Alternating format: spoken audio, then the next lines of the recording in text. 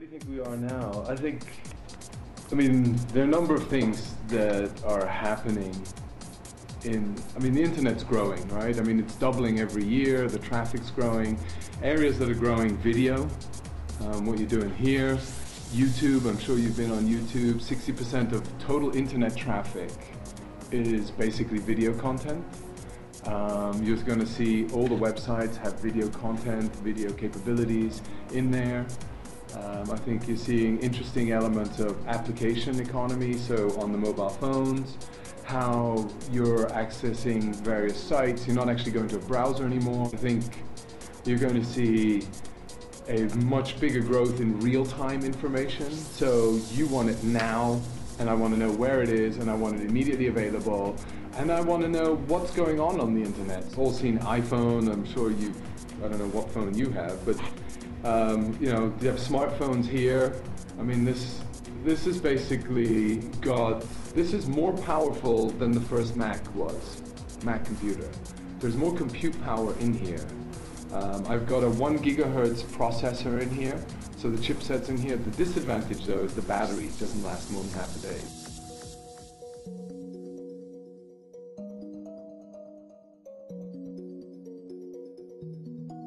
You can use technologies today to find out what parts of websites are being used.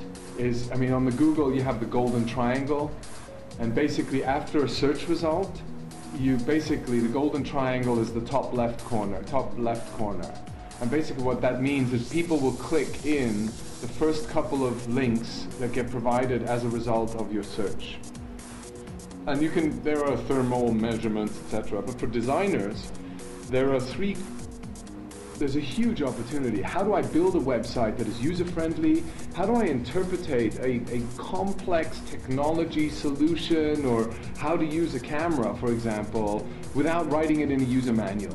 How do I do that? How do I make a website so easy to use? How do I develop an application that's so user-friendly that I love to open it just because it's got great pictures in the background and it's well laid out, the design's really nice, etc. And I think when we go into web development, there are 3 key elements that you need. One is project management, to make sure that everybody's meeting the timelines and the iterations and the improvements get helped and implemented.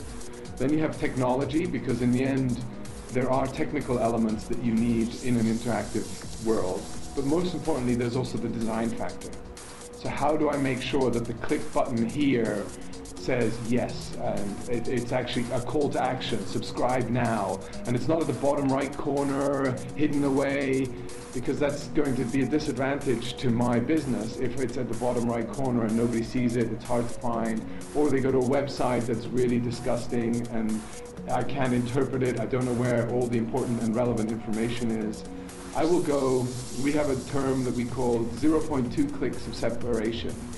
1 click of separation, 0.2 seconds before you lose a customer.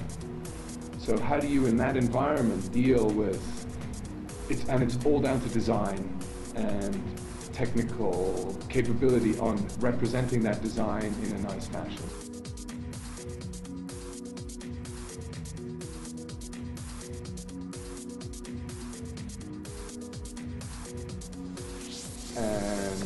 If you're connected to look at Amazon, look at eBay, look at Google, look at everybody's spending more, Facebook, everybody's spending more and more time on these sites. Why? Because they're leveraging that to connect with their friends, or connect with their business partners, or just to find out more information about a specific niche that they're interested in. Look, we've got 3 people with computers running simultaneously, taking everything down. Nobody's there with note paper and pads anymore, right? So I think it's changing the way, and we haven't seen the beginning. You've seen the iPad. Everybody's using the iPad now. So we're going to have a proliferation of devices that is going to keep us connected to the internet at all points in time. The difficulty is going to be who's going to let you access the internet. So the mobile operator is going to charge you. You need a SIM card in there. The service provider is going to close its Wi-Fi network, so you can't be on it because it's unsecure otherwise. How do you get access to the internet? I suppose it's going to be an interesting one.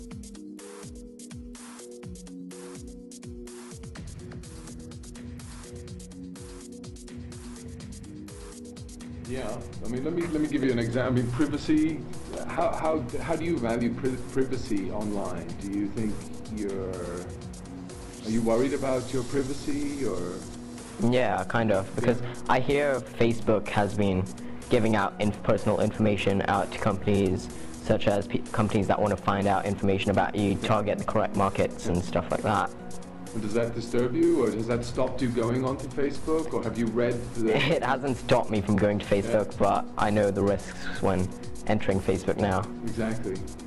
No, I think that has changed, so there's a lot of debate around privacy. But I'll give you two arguments and three arguments. I was just in San Francisco last week, so I met with a lot of companies, social networking sites. One of the things is transparency. So just providing you information, so what is going to happen with my information, where's it going to go, how can I keep specific elements of information that I want to share with a closed group secure, and not have everybody see that. So that kind of transparency is really important.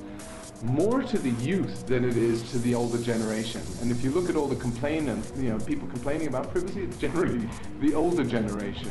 And the reason why is they don't quite understand or spend that time, and prior to going online, they already do the filtering of what they are willing to share and not.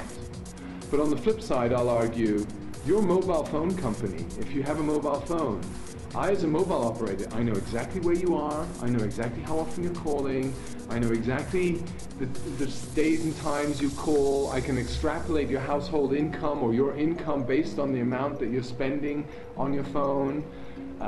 So all of that info, your credit card company, they know where you're spending your money, how often you're spending your money, and when you get your credit card bill, by the way, who pays for your credit card bill? It's not to ship, just to send that invoice to your home.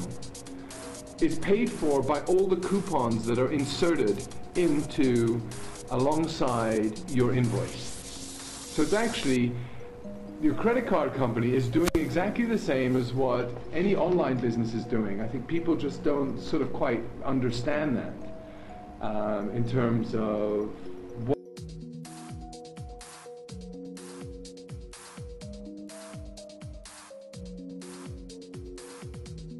we take one opinion, which is the only way you can avoid it happening is to make it available to the users. Can you today buy, the latest songs online in Hong Kong, international songs? Can you get the latest movie online today in Hong Kong?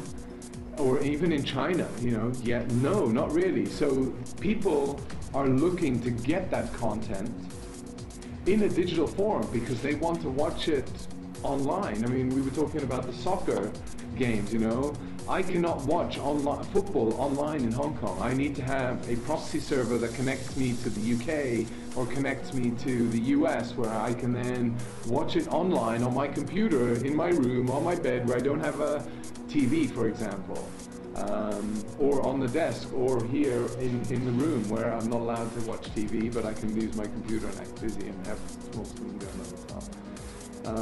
No, I think pervasive distribution is essential. Yeah, but also you see the people that actually download content, 60% of those users that actually download content illegally actually are legal purchasers of content. And the reason why they go and download it illegally is because they can't find it through legal means.